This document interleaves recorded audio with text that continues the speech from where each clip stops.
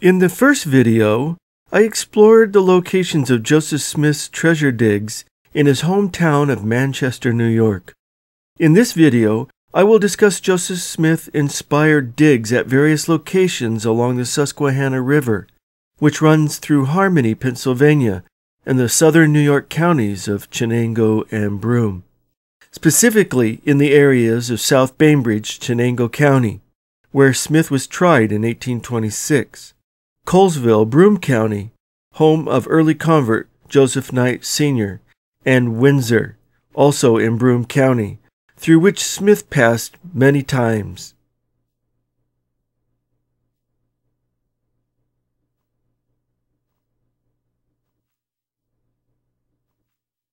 In October 1825, Josiah Stoll of South Bainbridge, Chenango County, New York, made his way up the newly opened Erie Canal to visit his oldest son, Simpson Stoll, in Palmyra, Wayne County, New York.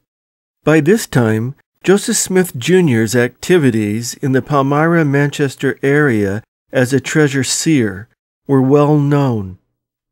For years, Stoll had attempted to locate a lost Spanish silver mine along the banks of the Susquehanna River near Harmony, Susquehanna County, Pennsylvania.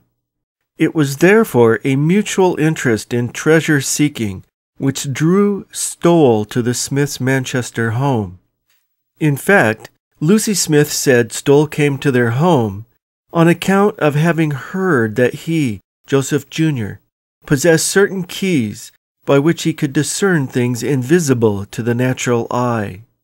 Stoll was amazed by young Joseph's apparent ability to see distant places in his stone, and hired him on the spot.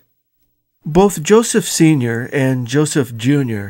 accompanied Stoll back to South Bainbridge, then proceeded with his small band of treasure seekers to Harmony, where on the 1st of November 1825, articles of agreement were drawn up and signed, stipulating how the interested parties were to divide the treasure among themselves. According to this document, the diggers were seeking a valuable mine of either gold or silver, and also coined money, and bars or ingots of gold or silver, located at a certain place in Pennsylvania near a William Hale's.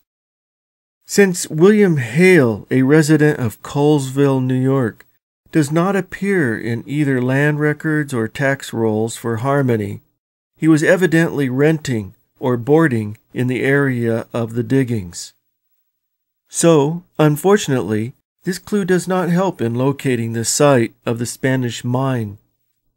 The earliest account to locate the exact place of Josiah Stoll's treasure-seeking venture is Emily C. Blackman's 1873 History of Susquehanna County, Pennsylvania, which states, Jacob I. Skinner has the deed of the land on which Joe's followers experimented. It is something over a quarter of a mile north of the river to the diggings, up Flat Brook. Starting from Susquehanna Depot, to reach his place, one crosses the bridge and turns to the left following the road nearest the river, which strikes the old river at Shutt's house. Then continuing on down until he crosses a creek and comes in sight of a schoolhouse, with a grove beyond it, in front of which, on the opposite side of the road, is a graveyard. Just above the schoolhouse, he turns into a road on the right and follows up Flat Brook to a farm now owned by Jacob I. Skinner. From his house, a path leads about 120 yards southeast to the largest excavation. Skinner's property was situated in the foothills of Oquago Mountain, which was also known as Bend Mountain, for its location in the Great Bend of the Susquehanna River. I have marked the location of Skinner's property, number 1, on this wall map of the area, dated to about the 1860s or 70s, which I copied at the Susquehanna Historical Society in Montrose, Pennsylvania. By this time, Harmony had been renamed Oakland. Number 2 is the location of the Mccune Cemetery, where Smith's infant son Alvin is buried. Number 3 is the location of Smith's home, which later burned down. Number 4 is the location of a stone foundation, where Isaac Hale's home once stood, which is where Smith and the other money diggers boarded, and where the seer met his future wife, Emma Hale. Number 5 is the approximate location of the residence of Nathaniel Lewis, Emma's uncle. According to tax records, Skinner's father, Jacob, and uncle Abram purchased the land from Joseph Mccune, Jr. in 1830. R.C. Dowd of Windsor, New York, asserted that in 1822 he was employed with 13 others by Oliver Harper to dig for gold on Joseph Mccune's land. Mccune's wife, Sally, born in 1794, reported in 1880 that before her husband's purchase of Smith's land in 1833 and their subsequent occupancy of Smith's former home, she lived upon a farm adjoining Joe Smith's lot and the Isaac Hale farm, and in sight of the place where they dug for a ton of silver on Jacob I. Skinner's farm. This would tend to confirm Blackman's location of Stoll's diggings. Joseph and Hyle Lewis, sons of Nathaniel Lewis, and cousins of Emma Smith, who grew up on the farm that adjoined Isaac Hale's on the west, did not object to Blackman's placement of the diggings, locating the excavations themselves in the hill northeast from his, Isaac Hale's, house. Hyle Lewis was probably exaggerating when he claimed that he could stand on his doorstep and lodge a bullet in the hole with his rifle. According to Blackman's description and diagram, there were 5 pits.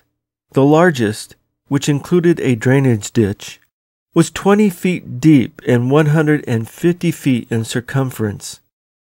To the south were 3 smaller pits and 1 other directly east.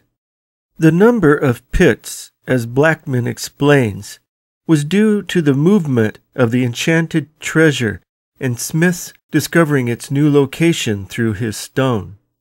Blackman also described the erosion of the pits that had occurred up to 1873, reporting that one of the smaller pits was entirely filled and another partly filled.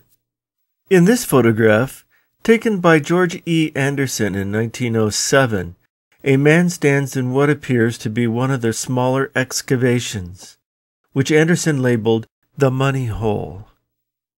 Mormon historian Larry C. Porter, who visited the site in 1968 and 1970, reported, "There are definite disturbances of the earth in the area represented by her, Blackman's diagram, and one can piece together her intended identification of those pits on the ground. Some have been filled in and are practically obscured by the undergrowth. However, it is obvious that there was a man-made effort to excavate a series of holes at some time or another. I took this photograph of the hillside in October 1992, but failed to find any traces of the pits." Joseph Smith, who conceals his role as treasure seer in the Josiah Stoll venture, is ambiguous about the circumstances ending the project.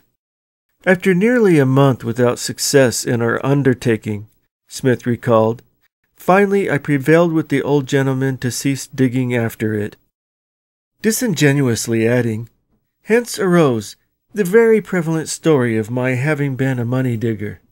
According to Isaac Hale, young Smith gave the money diggers great encouragement at first, but when they had arrived in digging to near the place where he had stated an immense treasure would be found, he said the enchantment was so powerful that he could not see. They then became discouraged and soon after dispersed.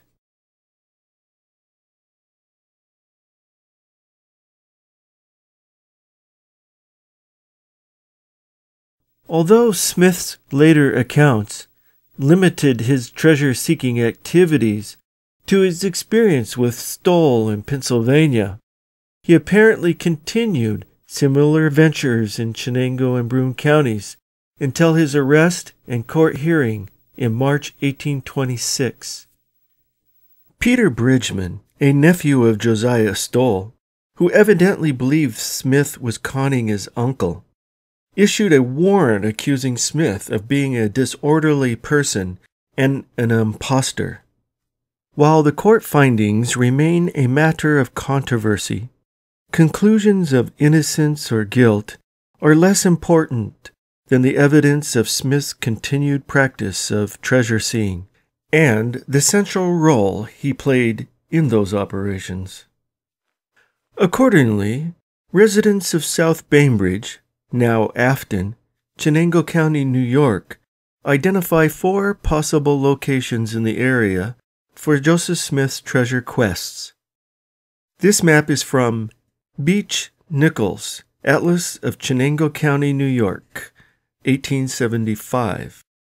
Number 4 is the location of Josiah Stoll's home on the Susquehanna River. In his March 1826 statement to Justice Albert Neely, Josiah Stoll said Smith boarded at his home during the previous 5 months and occasionally used his stone to locate hidden treasures at several locations in the area. The court transcript states, Josiah Stoll, sworn, says that prisoner had been at his house something like 5 months, had been employed by him to work on farm part-time, that he pretended to have skill of telling where hidden treasures in the earth were by means of looking through a certain stone. That prisoner had looked for him sometimes, once to tell him about money buried on Bend Mountain in Pennsylvania, once for gold on Monument Hill, and once for a salt spring, and that he positively knew that the prisoner could tell and possessed the art of seeing those valuable treasures through the medium of said stone, that he found the digging part at Bend and Monument Hill, as prisoner represented it, that prisoner had looked through said stone for Deacon Addleton for a mine, did not exactly find it, but got a piece of ore which resembled gold, he thinks. That prisoner had told by said means of this stone where a Mr. Bacon had buried money, that he and prisoner had been in search of it, that prisoner said it was on a certain root of a stump 5 feet from the surface of the earth, and with it would be found a tail feather, that said Stoll and prisoner thereupon commenced digging, found a tail feather, but the money was gone, that he supposed that the money moved down. Stoll's testimony names several locations for Smith-inspired digs. Money at Bend Mountain in Pennsylvania, gold on Monument Hill, a salt spring, unknown location, gold mine for Deacon Addleton, Mr. Bacon's money at an unknown location. I will discuss these and other locations, beginning with South Bainbridge and then move southward to Windsor. Regarding Deacon Addleton, Mormon historian Dale Morgan observed, no person of this name appears in the census returns, but the name itself was obviously a puzzle to the transcribers of the court record.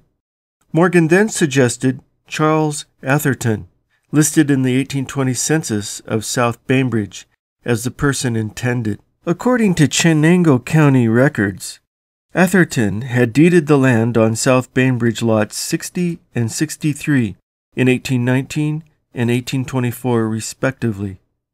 However, the court record is unclear about the location of the digging, stating only that Smith had looked in his stone for the deacon, not explicitly that the digging had occurred on the latter's property.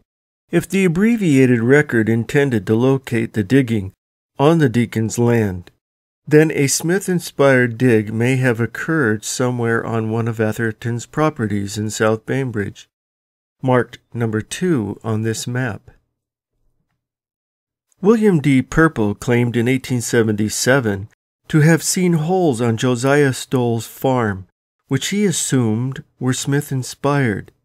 According to Purple, Jonathan Thompson, who accompanied Stoll and Smith in their treasure-seeking ventures, testified at Smith's 1826 court hearing that Smith had told the deacon Stoll that very many years before a band of robbers had buried on his flat a box of treasure, and as it was very valuable, they had by a sacrifice placed a charm over it to protect it, so that it could not be obtained except by faith, accompanied by certain talismanic influences. But despite such efforts, the treasure slipped away beneath the diggers. Martin Harris told Joel Tiffany in 1859 about an old Presbyterian, evidently meaning Josiah Stoll, who told him that on the Susquehanna flats he dug down to an iron chest, that he scraped the dirt off with his shovel, but had nothing with him to open the chest, that he went away to get help, and when they came to it, it moved away 2 or 3 rods into the earth, and they could not get it. The most prominent hill in South Bainbridge is situated directly west of the village and immediately northeast of Stoll's former home. 3 holes exist on this prominence that folklore attributes to Joseph Smith. The holes are situated about 1 mile northeast of Josiah Stoll's farm in the northeast quadrant of Afton Lot 59, marked number 1 on this map. They are in close proximity to one another, the 2 largest holes being approximately 3 feet deep and 12 in circumference, and 8 feet deep and 16 in circumference. With a map prepared by Walter R. Rose, I visited the site of the holes with resident historian Charles Decker on 7th of October, 1992. This is a photograph of one of the holes. Longtime resident Hollis Barr says he first learned of the holes from his father and grandfather, who pointed them out to him sometime before 1920. These are perhaps the same holes mentioned by Lou B. Cake in 1912. On the hills in Afton are holes where he, Smith, and his dupes hunted for hidden treasures. According to Hamilton Child's Gazetteer and Business Directory of Chenango County of 1869, South Bainbridge Lot 62 was the seat of one of Smith's mining operations.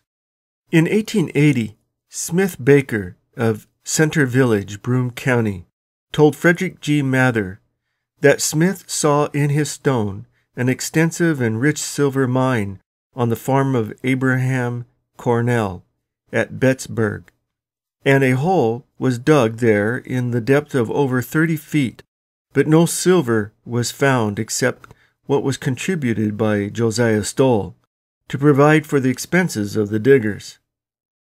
Abraham Cornell, or Cornwall, was an original settler of South Bainbridge, and his farm was situated immediately east of the village of Bettsburg, in the northeast quadrant of Lot 62, marked number 3 on this map. In 1900, Harvey Baker, possibly related to Smith Baker, a great-grandson of Abraham Cornell, who visited the site of the claimed Smith-inspired dig on the Cornell farm in the early 1830s, described its location in detail. Baker, who was told that the diggers were after gold in an iron chest, described his examination of the site as follows. The next day, 2 of my wife's cousins and myself started to examine Smith's hole in the rocks. A creek crossed the Cornwall farm that came from the range east of the Susquehanna River, and on the flat joined its waters with that stream. We followed up the creek deep into the gorge until we came to a huge pile of rocks that had but a few years before been tumbled down on the east side of the stream from the place high up the gorge, probably 50 or more feet. We climbed up the broken pile to where these huge rocks had been sent down. There, in the steep side hill, from solid rocks, had this hole been excavated. Far above, huge logs held back other rocks and large amounts of dirt from falling into the excavation. In October 1992, in company with local historian Charles Decker, I visited the area described by Baker. While there were several interesting crevices, I was unable to determine the precise location described by Baker. These are photographs of the only hole in the rocks we found. Windsor, Broome County, New York, the home of Josiah Stoll's former money-digging companion, Oliver Harper, murdered by Jason Treadwell in 1824, was evidently the scene of other Smith-inspired digs. One location specifically mentioned by Stoll was Monument Hill, where Smith saw in his stone a deposit of gold. Joel K. Noble, the Colesville justice before whom Smith appeared in 1830, also mentioned Monument Hill, stating, "On Monument Hill, near to what is called the Monument, there is a hole dug 25 or 30 feet deep, where it is said Smith said that two veins of gold crossed each other as large as a barrel." An article about the early history of Windsor, published in the Binghamton Daily Republican on 18th of August, 1880, locates Monument Mountain in the Chain Hills on the west side of the Susquehanna River in the northern section of Windsor Township, which I have marked number 1 on this map of Windsor, taken from a plat book of Broome County, published in 1908. According to Stoll, Smith located the digging part, which I take to mean evidence of previous digging, and William R. Hine claimed Asa Stoll, a relative of Josiah from nearby Bettsburg, Broome County, furnished the means for Joe to dig for silver ore on Monument Hill. Stoll also told the court that Joseph Smith saw in his stone where a Mr. Bacon had buried money. The only Bacon listed in the 1830 census for either Chenango or Broome County is Asher Bacon of Windsor, Broome County, New York. In the same court record, Horace Stoll perhaps described the same instance when he said that by means of a stone, Smith pretended to tell where a chest of dollars was buried in Windsor, a number of miles distant, and marked out the size of the chest in the leaves on the ground. I was unable to precisely locate Bacon's land in Windsor. This dig, according to Stoll, ended in finding a tail feather, but no treasure. The 1826 court record may also allude to another treasure dig in Windsor, New York. According to Jonathan Thompson, a shoemaker living in Plymouth, Chenango County, New York, Smith was requested to look at Yeoman's for a chest of money, did look and pretended to know where it was, and that prisoner Thompson and Yeoman's went in search of it. That Smith arrived at the spot first, was in night. That Smith looked in hat while there, and when very dark, and told how the chest was situated. After digging several feet, struck upon something sounding like a board or plank, but on account of an enchantment, the trunk kept settling away from under them while digging. While the Yeomans mentioned by Thompson could be Andrew Yeomans of Preston, Chenango County, New York, Dale Morgan suggested either William, Solomon, or Jeremiah Yeomans, all apparently of the same family, living in Windsor. Land records indicate that the Yeomans owned property on Windsor Lot 11, situated on the south or east side of the Susquehanna River and just east of Aquega Mountain, and across the river on Colesville Lot 287, original lots 22 and 23, marked number 2 on this map. Interestingly, Joel K. Noble in 1832 mentioned the widow of William Yeoman, who followed the Mormons to Ohio, but soon after left them. If the court record means to state that Smith looked for treasure on Yeoman's property, then Windsor Lot 11 may have been the scene of the treasure dig described by Thompson. Other sources place Joseph Smith treasure quests at 3 additional locations in Windsor. According to William R. Hine, Joseph Smith and his father dug for salt 2 summers at the south end of Aquega Mountain, near and in sight of my house. Hine claimed that Joseph Jr. had other men dig 2 wells, one 30 feet deep and the other 75. In his 1885 statement to Arthur B. Deming, Hine also said that his nephew now owns the land he dug on, but I have been unable to learn either the identity of his nephew or the precise location of the claimed diggings. Broome County land records also fail to list either William R. Hine or his neighbor Calvin Smith, although the latter is listed in the 1830 census of Windsor. The approximate location of the salt mine is labeled number 3 on this map. While it is possible for Joseph Smith to have inspired the excavations, the time required for the digging tends to preclude his direct involvement. Hine also located another Smith-inspired dig on the west bank of the Susquehanna, half a mile from the river and 3 miles from his salt wells. According to Hine's statement, which must be regarded with some skepticism, Smith dug for Captain Kidd's money at this location, marked 4 on the map.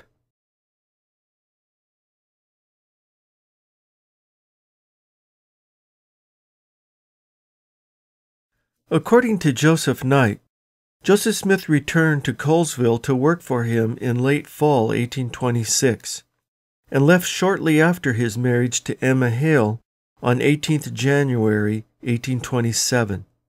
Some sources suggest that Joseph Smith may have engaged in treasure seeking during this time. 2 areas have been specifically identified. The first is the Joseph Knight Sr. property in the northeastern portion of Colesville Township, which is marked number 1 on this map taken from a plat book of Broome County published in 1908. Emily Colburn Austin, born in 1813, the sister of Sally Knight, wife of Newell Knight, claimed to have seen places where they had dug for money on the Joseph Knight Sr. farm in Colesville. Austin was told that under Joseph Smith's direction, a dog was sacrificed on the spot in the hope of breaking the charm that held the pots of money. According to Austin, the digging had occurred shortly before Smith's marriage to Emma Hale. In 1880, George Collington, a longtime resident of Colesville, told Frederick G. Mather that he saw Joseph Smith with Joseph Knight, his sons, and a number of others dig for a salt spring in a marsh on the plain opposite Center Village, on land then owned by Bostwick Badger.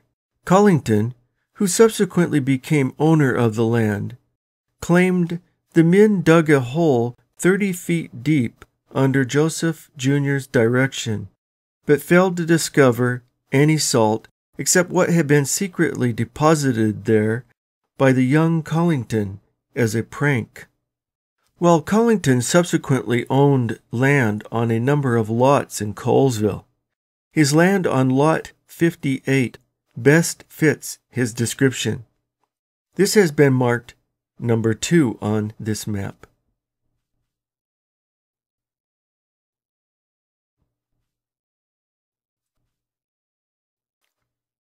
On the 18th of January, 1827, Smith married Emma Hale at South Bainbridge, and soon after, the couple moved to Manchester to live with Joseph's parents. 8 months later, Joseph would procure the plates. Meanwhile, he apparently engaged in treasure seeking. Both Martin Harris and Lorenzo Saunders reported that Smith was the leader of a treasure-digging company up to the time he received custody of the plates. Joseph Capron, who lived south of the Smiths on Manchester Lot 1, reported that Joseph Jr. had located a chest of gold watches with his stone in a hat northwest of my house, and that in 1827 a company of money diggers led by Samuel F. Lawrence and accompanied by various folk magic practices attempted to unearth the treasure. Capron's farm was situated on the most southern portion of Manchester Lot 1, and the dig possibly occurred on the west side of Stafford Road, labeled on the map number 9. Martin Harris claimed that Josiah Stoll was visiting the Smiths in Manchester, digging for money at the time Joseph Jr.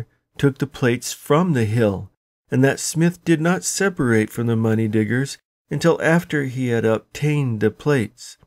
In his interview with Joel Tiffany, Harris said, "Joseph said the angel told him he must quit the company of the money diggers, and that there was wicked men among them. He must have no more to do with them. He must not lie, nor swear, nor steal." Joseph Smith and his mother describe in detail the efforts of his enemies to steal the plates from him without revealing that these enemies were his former money-digging friends. In the same interview, Harris explained, "The money diggers claimed that they had as much right to the plates as Joseph had, as they were in company together. They claimed that Joseph had been traitor, and had appropriated to himself that which belonged to them." The fact that Joseph Smith's fellow money diggers had previously dug on the hill explains why they subsequently believed that they had a right to the plates and made efforts to take them from him, which makes more sense than the myth that these enemies were summoned and inspired by the devil to destroy God's work. This video has explored some of the possible locations of Joseph Smith's early treasure quests and attempted to put a three-dimensional perspective on a usually vague subject. While it is doubtful that any of these sites will become as celebrated as the Hill Cumorah, they nevertheless deserve our attention as historical landmarks leading to what was then called Gold Bible Hill.